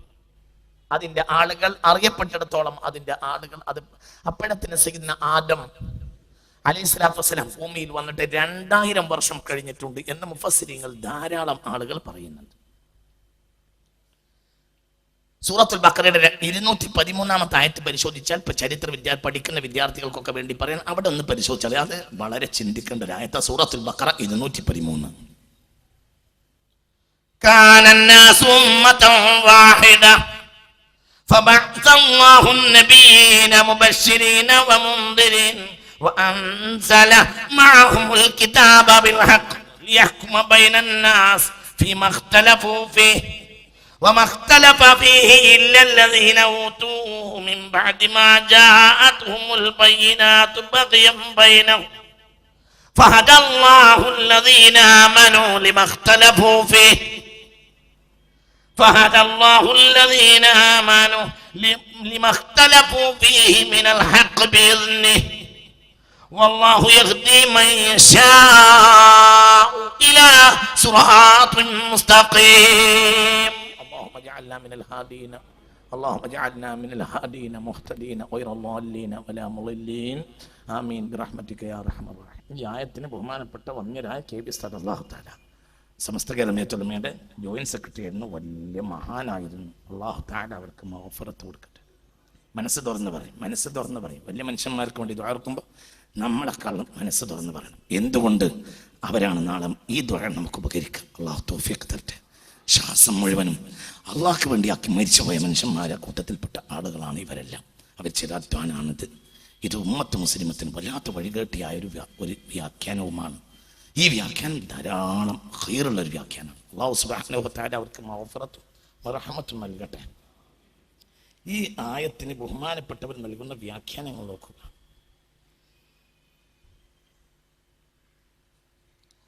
ജനങ്ങളെല്ലാം ആരംഭ ദശയിൽ ഒരേ സമുദായമായിരുന്നുവെന്നും പിന്നീടാണ് അവർക്കിടയിൽ ഭിന്നിപ്പുളവാക്കിയതെന്നും ഈ വാക്യം പഠിപ്പിക്കുന്നു. ആദം നബി അലൈഹി സ്വലാത്തു വസ്സലാമിന്റെ സത്യമാർഗത്തിൽ തുടർന്നു പോകാൻ ജനത കാലാന്തരത്തിൽ അതിൽ നിന്ന് വ്യതിചലിക്കുകയും വിവിധ കക്ഷികളായി തീരുകയും ചെയ്തു. അപ്പോൾ സത്യമാർഗത്തിൽ അടിയുറച്ച് ഐക്യത്തോടെ ജീവിക്കുന്നവരുടെ ശോഭന ഭാവിയെക്കുറിച്ച് സന്തോഷ വാർത്തയും അതിൽ നിന്ന് വ്യതിചലിക്കുന്നവർക്ക് ശക്തമായ താക്കീതും നൽകിക്കൊണ്ട് ഒരാൾ പുറകിൽ ഒരാളായി പ്രവാചകന്മാരെ അള്ളാഹു നിയോഗിച്ചു. അവർ ഭിന്നിച്ച വിഷയത്തിൽ സത്യം ഏതെന്ന് തീരുമാനിച്ചു കൊടുത്ത ഗ്രന്ഥവും അവരൊന്നിച്ചു നൽകി. അക്കാര്യമാണ് ഇവിടെ സൂചിപ്പിക്കുന്നത്. ഇമാം ഇബ്നു അബ്ബാസ് റളിയല്ലാഹു അൻഹു പറയുന്നു, ആദം നബി അലൈഹി സ്വലാത്തു വസ്സലാമിന്റെയും നൂഹ് നബി അലൈഹി സ്വലാത്തു വസ്സലാമിന്റെയും ഇടയ്ക്ക് 10 തലമുറകൾ ഉണ്ടായിരുന്നു. അവരെല്ലാം സത്യസന്ധമായ നിയമസംഹിതയിലെ ശരീഅത്തിലാണ് ജീവിച്ചത്. പിന്നീട് അവർ ഭിന്നാഭിപ്രായക്കാർ ആയിത്തീർന്നു. തഫ്സീർ തുബരി. എന്നാൽ ഗ്രന്ഥം നൽകപ്പെട്ടവർ സത്യം ഇതാണെന്ന് ഗ്രഹിക്കാനുള്ള സ്പഷ്ടമായ തെളിവുകൾ കിട്ടിക്കഴിഞ്ഞിട്ടും പരസ്പരമുള്ള സ്പർദ്ധയും മാത്സര്യവും മാത്രം കാരണമായി ഗ്രന്ഥത്തിൽ നിന്ന് ഭിന്നിക്കുകയാണ് ചെയ്തത്. അവർ ഓരോരുത്തരും തങ്ങളുടെ ആശയത്തിനൊത്ത് വേദഗ്രന്ഥം ദുർവ്യാഖ്യാനം ചെയ്തു. റോമൻ കത്തോലിക്ക, സിറിയൻ കത്തോലിക്ക, പ്രൊട്ടസ്റ്റന്റുകാർ മുതലായവർക്കെല്ലാം പ്രമാണങ്ങൾ വേറെ വേറെയായി. ശ്രദ്ധിക്കണേ, ഇതെല്ലാം ശൈത്താന്റെ കളിയാണ്. എന്നാൽ അവർ ഭിന്നിച്ച വിഷയങ്ങളിലേക്കുള്ള സത്യത്തിലേക്ക് അള്ളാഹു മുഅ്മിനീങ്ങളെ മാർഗദർശനം ചെയ്തു. മതം മനുഷ്യനെ ഭിന്നിപ്പിക്കുവാനല്ല, നന്നാക്കുവാനും ഒന്നാക്കുവാനുമാണ് ഉദ്ദേശിക്കുന്നതെന്ന് ഈ വാക്യം പഠിപ്പിക്കുന്നു. ഭിന്നിച്ചവരെ ഏകീകരിക്കാനാണ് ഗ്രന്ഥം നൽകിയതെന്ന് പറഞ്ഞുവല്ലോ. എന്നാൽ അവർ തന്നെ ഭിന്നിക്കുകയാണ് ചെയ്തത്. ന്യായീകരിക്കാനാവാത്ത ഭിന്നത. ജൂതന്മാരും ക്രിസ്ത്യാനികളും അള്ളാഹുവിന്റെ ആത്മമിത്രവും മുസ്ലിങ്ങളുടെ ആത്മീയ പിതാവുമായ സയ്യിദ്ന ഇബ്രാഹിം അലൈഹിസ്സലാത്തു വസ്സലാം വരെ ഞങ്ങളുടെ കക്ഷിയാണെന്ന് ജൂതന്മാരും ഞങ്ങളുടെ കക്ഷിയാണെന്ന് ക്രിസ്ത്യാനികളും വാദിച്ചു. ചരിത്രത്തിലെ വളരെ ഗൗരവമായ ഷിർക്ക് ഉടലെടുത്ത അടിസ്ഥാനത്തെ പറ്റി പറയുന്ന ആയത്തിന് ബഹുമാനപ്പെട്ടവരുടെ വ്യാഖ്യാനം കൊണ്ട് തന്നെ ഞാനിവിടെ പറഞ്ഞത്, അടിസ്ഥാനപരമായി തുടങ്ങുന്ന ഈ ഒരു ചതിയുടെ തുടക്കം ബഹുമാനപ്പെട്ട സയ്യിദ്ന നൂഹ് അലൈഹി സ്വലാത്തു വസ്സലാമിന്റെ കാലത്ത്. 10 തലമുറകൾ എന്ന് പറഞ്ഞാൽ 10 നൂറ്റാണ്ടായിരിക്കും. ആദം നബി അലൈഹി സ്വലാത്തു വസ്സലാമിന് 1000 വയസ്സ്, പിന്നെ 10 നൂറ്റാണ്ട്, അപ്പൊ 2000 കൊല്ലം കഴിഞ്ഞു. പിന്നീട് സയ്യിദ്ന നൂഹ് അലൈഹി സ്വലാത്തു വസ്സലാം വന്നു. ഷിർക്ക് ഉടലെടുത്ത കാലഘട്ടത്തിലാണ് വന്നത്. ഷിർക്കായിരുന്നു ഏറ്റവും ആ കാലഘട്ടത്തിൽ ഏത് കാലത്തെ ഏറ്റവും വലിയ പ്രശ്നം ഷിർക്കാണ്. അള്ളാഹു നമ്മളെ കാത്തുരക്ഷിക്കട്ടെ. അള്ളാഹു നമ്മെ മുത്തഖീങ്ങളിൽ പെടുത്തട്ടെ. ഇതിൽ നിന്ന് പരിഹാരം ഉണ്ടാക്കാൻ വേണ്ടിയാണ് ബഹുമാനപ്പെട്ട അമ്പിയാക്കൾ ലോകത്ത് വന്നത്. പക്ഷേ എന്താ ഉണ്ടായത്? ശ്രദ്ധിക്കണം, എന്താ ഉണ്ടായത്? ഏത് കാലത്തും നേരിന്റെ മാർഗം പഠിപ്പിക്കുമ്പോഴും അമ്പിയാക്കൾ പഠിക്കുമ്പോൾ വളരെ കുറഞ്ഞ സമയം മാത്രമേ അവർ ആ നേരിൽ നിലനിൽക്കുള്ളൂ. പെട്ടെന്ന് അവര് തിരിച്ചു പോകും. ആയിരക്കണക്കായ കൊല്ലങ്ങൾക്ക് മുമ്പ് വതനിയാക്കൾ ലോകത്ത് ഒരുപാട് സംസ്കാരങ്ങളെ പരിചയപ്പെടുത്തുന്ന പാഗൻ സംസ്കാരം. ഏറ്റവും പഴക്കമുള്ള വതനിയത്ത് പാഗൻ സംസ്കാരമാണ് എന്നാണ്. പാഗൻ സംസ്കാരം യൂറോപ്പിലും മധ്യേഷ്യയുടെ ചില ഭാഗങ്ങളിലുമൊക്കെ അറിയപ്പെട്ടതായി കാണുന്നുണ്ട്. ഏറ്റവും പഴയ ഷിർക്കിന്റെ സംസ്കാരമാണ്.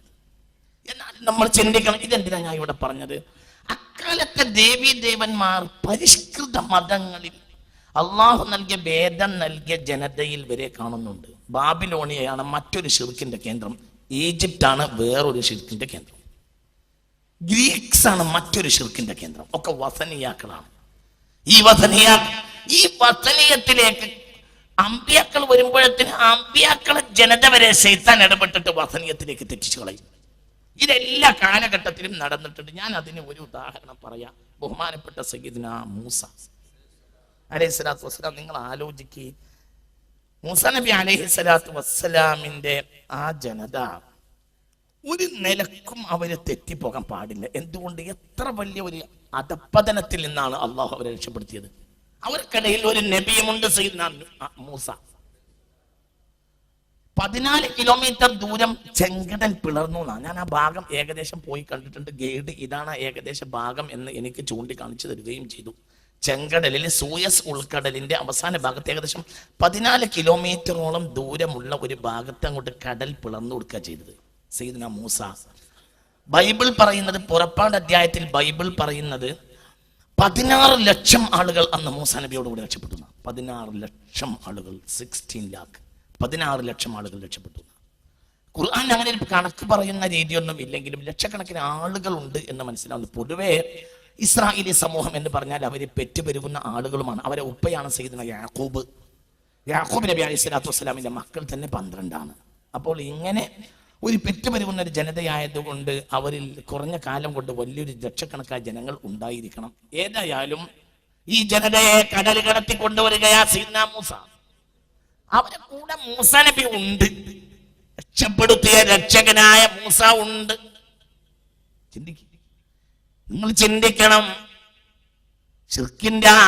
ശിർക്കിന്റെ അടിത്തറ മനുഷ്യരുടെ ഇടയിൽ ഇബ്ലീസ് ഓരോ രക്തത്തിന്റെ അണുവിലും ഇങ്ങനെ ഓടിയിട്ട് ശിർക്കിന്റെ കളി കളിച്ചിട്ട് ഏത് കാലഘട്ടത്തിലും മനുഷ്യരെ നന്മയിൽ നിന്ന് തെറ്റിക്കാൻ പ്രവാചകന്മാർ ഉണ്ടാവുന്ന സന്ദർഭത്തിൽ തന്നെ അതിന് മികച്ച ഒരു ഉദാഹരണം ഞാൻ കാണിക്കാം.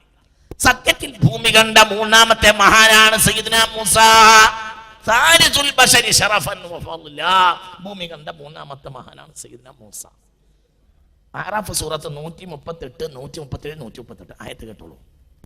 وأورثنا القوم الذين كانوا يستضعفون مشارق الأرض ومغاربها التي باركنا فيها وتمت كلمة ربك الحسنى على بني إسرائيل بما صبروا ودمرنا ما كان يصنع فرعون وقومه وما كانوا يعرشون وجاوزنا ببني إسرائيل البحر فأتوا على قوم يعكفون على صنام لهم قالوا يا موسى اجعل لنا إلها كما لهم آلهة قال إنكم قوم تجهلون.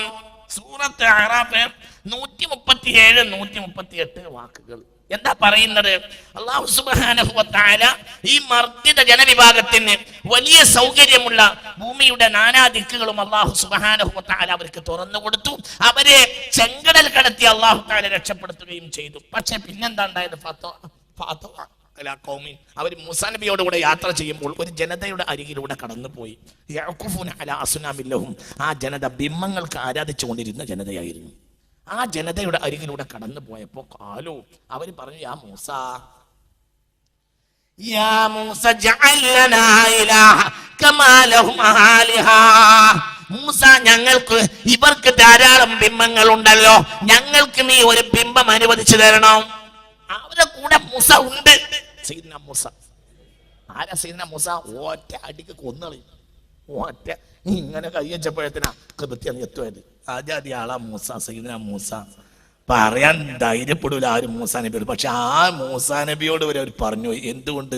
മൂസാ നബിയോടുള്ള ഭയത്തെക്കാൾ വലിയത് ബിംബത്തോടുള്ള ഹുബ്ബാണ്. ആരതുണ്ടാക്കിയത്? ഇതിന്റെ പിന്നിൽ ഇബ്ലീസാണ്. ലഅനത്തുല്ലാഹി അലൈഹി. മൽഊനായ ഇബ്ലീസ്. ലോകത്തുള്ള എല്ലാ ചതികളുടെയും അടിസ്ഥാനം ബിംബാരാധനയാണ്. ബിംബാരാധനയുടെ ഏറ്റവും വലിയ സഹായം നെക്സ്റ്റ് പാരഗ്രാഫിൽ ഞാൻ പറയും. അല്ലാഹു തആല തൗഫീഖ് തരട്ടെ. വേറെ ഒരു സംഭവം കൂടി പറയാം. قوم موسى من بعده من حليهم عجلا جسدا له خوار അലം യറൗ അന്നഹും ലാ യുകല്ലിമുഹും വലാ യഹ്ദീഹിം സബീല ഇത്തഖറു വകാനൂ ളാലിമീൻ. തൂറിന്റെ താഴ്വാരത്തിൽ ശൈഖിനെ ഇരുത്തിപ്പോയതാ സയ്യിദ്ന മൂസ. ഇപ്പോഴും ആ താഴ്വരക്ക് വാദി ശൈഖ് എന്ന് പറയും. കാരണം അവിടെ ശൈഖ് ഇരുന്നിട്ടുണ്ട്. മൂസാ നബിയേക്കാൾ 1 വയസ്സിനോ 3 വയസ്സിനോ മൂത്ത ശൈഖ് അത് സയ്യിദ്ന ഹാറൂനാണ്. ഹാറൂൻ എന്ന് പറഞ്ഞാൽ ഭയങ്കര പടച്ചോനെ പേടിയുള്ള ആളായിരുന്നു സയ്യിദ്ന ഹാറൂന്. പിന്നെ പിൽക്കാലഘട്ടത്തിൽ ഹാറൂന് ശേഷം ഇസ്രായേലികളിൽ സ്വഭാവം ഉണ്ടായിരുന്നു. ആരെങ്കിലും നല്ല നടപ്പ് നടന്നാൽ അവനെ അഹു ഹാറൂൻ എന്ന് പറയും. ആരെങ്കിലും നല്ല നടപ്പ് ഒരു പെണ്ണ് നടന്നാൽ ഉഖ്തു ഹാറൂൻ എന്ന് പറയും. അതുകൊണ്ടാണ് യാ ഉഖ്തു ഹാറൂൻ എന്ന് മറിയം ബീവിയെ വിളിച്ചത്. അല്ലാതെ മറിയം ബീവിക്ക് ഒരു ആങ്ങള ഇല്ല. എന്തുകൊണ്ട്? ഹന്നത്ത് ബീവിക്ക് ഗർഭമുള്ള സമയത്ത് ഇമ്രാൻ മരിച്ചു വെച്ചിട്ടുണ്ട്. പിന്നെ എങ്ങനെ ഒരു സഹോദരൻ ഉണ്ടാവുക? എന്തുകൊണ്ട്? അവര് 1200 ചില്ലാനം കൊല്ലം ഹാറൂന്റെ മരണത്തിന് ശേഷം കഴിഞ്ഞു വെച്ചിട്ടുണ്ട്. അപ്പോഴും ഇസ്രായേലി സമൂഹം ഹാറൂന്റെ ഓർമ്മയാണ്. ഹാറൂൻ എന്ന് പറഞ്ഞാൽ ഇസ്രായേലി സമൂഹത്തിന് ഭയങ്കര ഭക്തനായിരുന്നു. അത്ര വലിയ ഭക്തനായ സയ്യിദ്ന ഹാറൂൻ തൂറിന്റെ താഴ്വരയിലെ നോക്കി ഇരിക്കുന്ന സമയത്താണ് അവരെന്ത് ചെയ്തത്? അവരെ കൂട്ടത്തിൽ ഒരുത്തനുണ്ടായിരുന്നു. അവൻ ഒരു ശില്പിയായ ആളുണ്ടായിരുന്നു. അവൻ എന്ത് ചെയ്തു? നിങ്ങൾ സ്വർണം തന്നാൽ ഞങ്ങൾക്ക് പടച്ചോനുണ്ടാക്കി തരാം. സയ്യിദ്ന മൂസ തൗറാത്ത് വാങ്ങാൻ വേണ്ടി മലയെ പോയ ഒരഭിപ്രായം 10 ദിവസം. ആ 10 ദിവസം കൊണ്ട് അവർ പൂജ്യം തീർത്തു. എന്തുകൊണ്ട്? ബിംബാരാധനയോടുള്ള താല്പര്യം. ബിംബാരാധന എന്ന് പറഞ്ഞാൽ നിസ്സാരപ്പെട്ട ഒരു കാര്യമല്ല. ശിർക്ക് എന്നാൽ അത് ഒരിക്കലും നിസ്സാരപ്പെടുത്തുന്ന വിഷയവുമല്ല. ഇബ്ലീസിനും മനുഷ്യരിൽ കയറി വരാനുള്ള മേൽപ്പാലം ശിർക്കാവുന്നു. അതിന്റെ രണ്ടാമത്തെ സഹായം. ഇതാണ് ഏത് കാലത്തോ അവർ കളിക്കുക. അത് അപരിഷ്കൃത കാലത്ത് ആ രൂപത്തിൽ, പരിഷ്കൃത കാലത്ത് ആ രൂപത്തിൽ ഞാൻ ഓടി വരാം. നിങ്ങൾ ചിന്തിക്കണം. ധാരാളം ഉദാഹരണം വിശുദ്ധ ഖുർആനിൽ നിന്ന് ഈ വിഷയത്തിൽ കാണാൻ കഴിയും. ഇതിന് ഏത് കാലത്തും സഹായിച്ച ഒരു രണ്ടാമത്തെ സാധനമാണ് ഈ ജനതയെ പിന്നെ നശിപ്പിച്ചത്, ശിർക്കിലെത്തിച്ചത് സിഹ്റാണ്. അള്ളാഹു നമ്മളെ കാക്കട്ടെ. ചിന്തിക്കണം. സിഹ്റിന്റെ ഈ ശിർക്കുള്ള ജനതയിലൊക്കെ സിഹ്റുണ്ടാവും. ആരിൽ ശിർക്കുണ്ടോ സിഹ്റുണ്ടാവും. ഉദാഹരണം പറയാം. ബാബിലോണിയ ശിർക്കിന്റെ കേന്ദ്രമാണ്. സയ്യിദ്ന ഇബ്രാഹിം അലൈഹി സ്വലാത്തു വസ്സലാമിനെ കൊല്ലാൻ എന്താ കാരണം? കൊല്ലാൻ പിടിക്കാൻ എന്താ കാരണം? എന്താ കാരണം?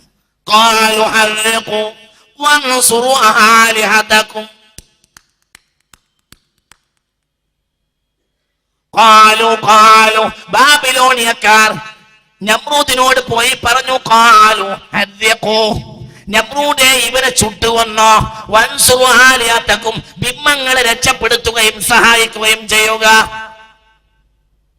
ഇവരെ കൊന്നാലേ ബിംബത്തിനെ സഹായിക്കാൻ കഴിയും. ബാബിലോണിയ ഏറ്റവും വലിയ സിഹ്റിന്റെ കേന്ദ്രമായിരുന്നു. ബാബിലോണിയക്കാരനാണ് ഹമ്മുറാബി. ഹമ്മുറാബിയാണ് ലോകത്തെ ആദ്യത്തെ നിയമസംഹിത എഴുതിയത്. ചിന്തിക്ക്. ബാബിലോണിയയിൽ സയ്യിദ്ന ഇബ്രാഹിം അലൈഹി സ്വലാത്തു വസ്സലാമിന്റെ മുമ്പേ ഒരു സംസ്കാരമുണ്ട്. ലോകം അടക്കി ഭരിച്ചവൻ എന്ന് പറയുന്ന നമ്രൂദ്, മൽഊനായ നമ്രൂദ്, അതായത് പരിഷ്കൃത ജനതയിലൊക്കെ അവന്റെ ഒരു അധികാര സ്വാധീനം ഉണ്ടായിരിക്കാം. അതുകൊണ്ടായിരിക്കാം അങ്ങനെ പറഞ്ഞത്. മൽഊനായ നമ്രൂദ്. ഉറക്കെ പറ, ലഅനത്തുല്ലാഹി അലൈഹി. മൽഊനായ നമ്രൂദ് ലഅനത്തുല്ലാഹി അലൈഹി. സാബി മതക്കാർ എന്നൊരു മതക്കാരുണ്ടായിരുന്നു. അടിസ്ഥാനപരമായി സാബികൾ മുസ്ലിമീങ്ങളായിരുന്നു. സയ്യിദ്ന നൂഹ് നബി അലൈഹി സ്വലാത്തു വസ്സലാമിന്റെ കാലഘട്ടത്തിൽ അവർക്ക് സാബികൾ എന്ന് പറഞ്ഞ് വസ്വാബിഈന എന്ന് പറയുന്നുണ്ടല്ലോ. ഈ സ്വാബികൾ പിന്നീട് ബിംബാരാധനയിലേക്ക് മാറിയിട്ടുണ്ട്. വളരെ ചിന്തിക്കണം. സാബികൾ കയറി വന്ന ഒരു നാട് നോക്കൂ, നിങ്ങൾ ശ്രദ്ധിക്കുക. കൂഫയിലാണ് നൂഹ് നബി അലൈഹി സ്വലാത്തു വസ്സലാമിന്റെ ഭാര്യയുടെ അടുപ്പ്, വെള്ളം പ്രളയം പൊട്ടിയ അടുപ്പ്. അവിടുന്ന് ഏകദേശം ഒരു 30 കിലോമീറ്റർ പോയാൽ ബാബിലോണിയാണ്. ഞാൻ ബാബിലോണിയം കണ്ടിട്ടുണ്ട്, കൂഫയും കണ്ടിട്ടുണ്ട് പലവട്ടം റബ്ബിന്റെ സഹായത്താൽ. ബാബിലോണിയയും കൂഫയും റബ്ബിന്റെ സഹായത്താൽ ഞാൻ പലതവണ കണ്ടിട്ടുണ്ട്. കൂഫയെന്ന്, കൂഫക്ക് ഇപ്പോൾ നജഫ് ഷെരീഫ് എന്ന് പറയും. അവിടെ പവിത്രമായി കാണുന്നുണ്ട്. അവിടുത്തെ ഇപ്പോഴത്തെ സർക്കാർ ഇപ്പോൾ അവിടെ ഭരണം നടത്തുന്നത് ഷിയാക്കളാണ്. മഹാനായ സയ്യിദുന അലി റളിയല്ലാഹു അൻഹുവിന്റെ പരിശുദ്ധമായ മഖബറ അവിടെയാണ്. അവർ വലിയ മഹാനാണ് സയ്യിദുന അലി റളിയല്ലാഹു അൻഹു. അവിടെ നിന്ന് ഒരു 30 കിലോമീറ്റർ പോയാൽ ബാബിലോണിയയിലെത്തും. ബാബിലോണിയയിൽ നിന്ന് കെർബലയിലേക്ക് 3 കിലോമീറ്ററാണ്. ബാബിലോണിയയിലുണ്ട് സഅദ് സഈദിന്റെ ഖബർ. ഞാനത് സിയാറത്ത് ചെയ്തു ഈ കഴിഞ്ഞ ഫെബ്രുവരിയിൽ. സഅദ് സഈദ്, ഏത് സഅദ് സഈദ്? ബഹുമാനപ്പെട്ട മുത്തു മുഹമ്മദ് മുസ്തഫ സ്വല്ലല്ലാഹു അലൈഹി വസല്ലമ തങ്ങൾ ജാബിറിന്റെ വീട്ടിൽ ഖന്തഖിന്റെ കിടങ്ങ് കയറിയ ദിവസം സദ്യക്ക് വരുന്നുണ്ട്. അപ്പോൾ കുട്ടികൾ ഒരാൾ ആടിനറുത്തതുപോലെ കളിച്ചിട്ട് ഒരു കുട്ടിയെ കൊന്ന് മറ്റേ കുട്ടിയെ മരിച്ച്, ഇങ്ങനെ 2 കുട്ടികൾ മരിച്ചത്. ഭാര്യ ജാബിർ റളിയല്ലാഹുവിന്റെ ഭാര്യ അകത്ത് റൂമിൽ അത് പുതച്ച് കിടത്തി. പിന്നെ റസൂലുള്ള വന്ന് അപ്പോൾ അതിനെ സഅദും സഈദും എവിടെയെന്ന് ചോദിക്കുന്നുണ്ട്. അപ്പോൾ ഉറങ്ങാണെന്ന് പുണ്യ റസൂലിനോട് ജാബിർ മറുപടി പറയും, എൻ്റെ കുട്ടികൾ എവിടെ, സഅദും സഈദും എവിടെയെന്ന് ചോദിച്ചു. അപ്പൊ സഅദും സഈദും ഉറങ്ങാണെന്ന് പറഞ്ഞു. അപ്പോൾ പറഞ്ഞു സഈദേ എന്ന് റസൂലുള്ള ഉറക്കെ വിളിച്ചു. അപ്പോൾ പുറപ്പ് നീക്കിയിട്ട് മരിച്ച കുട്ടികൾ ഓടി വരുന്നുണ്ട്. ഈ കുട്ടികളുടെ ഖബർ ബാബിലോണിയയിലാണ്. ഞാൻ ബാബിലോണിയയിൽ അവരെ ഖബർ സിയാറത്ത് ചെയ്യാൻ വേണ്ടി ഈ കഴിഞ്ഞ ഫെബ്രുവരിയിൽ പോയിരുന്നു പഠിച്ചവൻ്റെ സഹായം കൊണ്ട്. അപ്പം അവിടെ ഏറ്റവും അത്ഭുതം. അപ്പോൾ ബസ്സുകാരന് ഡ്രൈവർക്ക് വലിയ ധൃതി. അവിടെയാണ് ഹാറൂത്ത് മാറൂത്തിനെ കെട്ടിത്തൂക്കിയ മരം ബാബിലോണിയയിലാണ്. പുരാതന സംസ്കാരം ഒക്കെ ബാബിലോണിയയിലാണ്. നമ്മൾ ചിന്തിക്കണം, ഈ ബാബിലോണിയക്കാർ ഇറാഖിൽ ബഹുമാനപ്പെട്ട സയ്യിദ്ന നൂഹ് അലൈഹിസ്സലാത്തു വസ്സലാം ഷിർക്കിന്റെ ജനതയെ പ്രധാനപ്പെട്ട 5 ദൈവങ്ങൾക്ക് അവർ ആരാധിച്ചിരുന്നു. ആ ആരാധനാ മൂർത്തികളിൽ നിന്ന് അവരെ രക്ഷപ്പെടുത്താൻ വേണ്ടി വന്ന സയ്യിദ്ന നൂഹ് അലൈഹിസ്സലാത്തു വസ്സലാമിനെ അവർ ചെവിക്കൊണ്ടില്ല. അത് കാരണം അവർക്ക് പ്രളയം ഉണ്ടായി. ആ പ്രളയത്തിൽ മുഅ്മിനീങ്ങൾ മാത്രമേ രക്ഷപ്പെട്ടുള്ളൂ. ആ മുഅ്മിനീങ്ങളുടെ പിന്നീടുള്ള വർഗങ്ങളാണ് ഇവർ. മുഅ്മിനീങ്ങൾ മാത്രമേ അന്ന് ഭൂമിയിൽ ഉണ്ടായിട്ടുള്ളൂ. സയ്യിദ്ന നൂഹ് അലൈഹിസ്സലാത്തു വസ്സലാമിന്റെ പ്രളയത്തിന് ശേഷം മുഅ്മിൻ അല്ലാത്ത ഒരാൾ ഉണ്ടായിട്ടില്ല. പക്ഷെ ആ മുഅ്മിൻ കാലാന്തരത്തിൽ വീണ്ടും ഷിർക്കിന്റെ ആളായി. വളരെ ചിന്തിക്കണം. നൂഹ് നബിയുടെയും ഇബ്രാഹിം നബിയുടെയും ഇടയിൽ 1300 ചില്ലാനം കൊല്ലമാണെന്ന് പ്രധാനപ്പെട്ട പക്ഷം, ഒരഭിപ്രായം പ്രധാനപ്പെട്ട പക്ഷം. അപ്പോഴത്തേന് ഇവർക്ക് ഭയങ്കരം ഷിർക്ക് കൊണ്ട് നശിപ്പിക്കപ്പെട്ട ജനതയുടെ പരിസരത്ത് ഭയങ്കര ദേവീ ദേവക്ഷേത്രങ്ങൾ ആരുണ്ടാക്കി? അക്കാലത്തെ മനുഷ്യർ, സാബികൾ മാറി. വളരെ ചിന്തിക്കണം.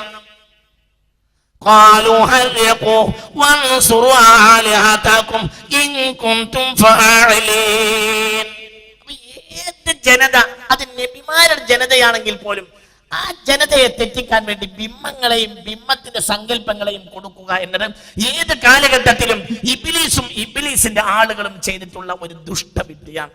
അത് ആ നാട്ടിലാകെ പ്രചരിച്ചു. പിന്നീട് വന്ന ആളുകളിലും ഷിർക്ക് പ്രചരിച്ചു. ഷിർക്കിന്റെ കേന്ദ്രങ്ങളായിരുന്നു ഒന്ന് ബാബിലോണിയ, ഒന്ന് പുരാതന ഈജിപ്ത്.